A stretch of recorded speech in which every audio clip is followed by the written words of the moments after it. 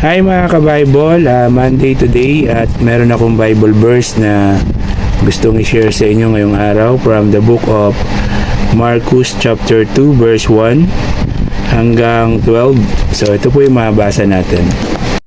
Pinagaling ni Jesus ang isang paralitiko.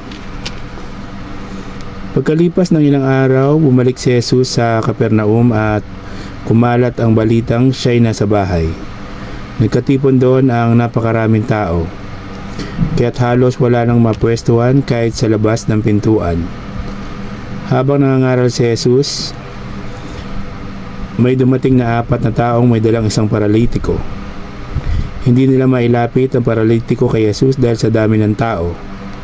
Kaya't binakbak nila ang bubong sa tapat niya ay binaba ang paralitikong nakaratay sa higaan. Nang makita ni Jesus kung gaano kalaki ang kanilang pananampalataya, sinabi niya sa paralitiko, "Anak, pinatawad na ang mga kasalanan mo." May nakaupo roong ilang tagapagturo ng kautusan na nag-isip ng ganito, bakit siya nagsasalita ng ganon? Nilapastangan niya ang Diyos. Hindi ba't ang Diyos lamang ang makakapagpatawad ng kasalanan? Alam ni Jesus ang kanilang inisip. Kaya't sinabi niya agad, bakit kayo nag-iisip ng ganyan? Alin ba ang mas madali? Ang sabihin sa paralitiko, pinatawad na ang kasalanan mo, o ang sabihing, tumayo ka, bitbitin mo ang iyong higaan at lumakad ka? Ngunit upang malaman ninyo na ang anak ng tao ay may kapangyarihang magpatawad ng mga kasalanan dito sa lupa. Sinabi niya sa paralitiko, tumayo ka, buhatin mo ang iyong higaan at umuwi ka na. Tumayo nga ang paralitiko, kagad nitong binuhat ang kanyang higaan at umalis habang ang lahat naman ng naroon ay namangha. Sila ay nagpuri sa Diyos at sinabi nila, kailanmay hindi pa kami nakakita ng ganito.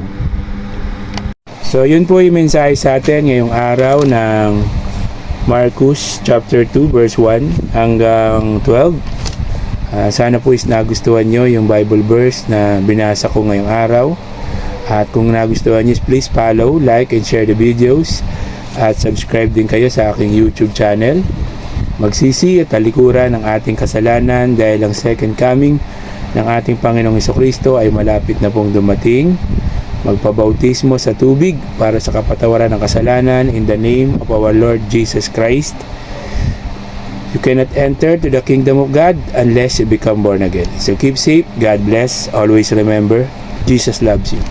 Bye-bye. Hi mga ka-Bible.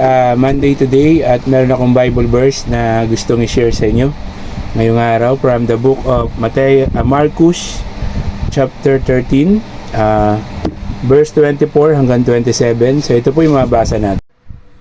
Ang pagbabalik ng anak ng tao.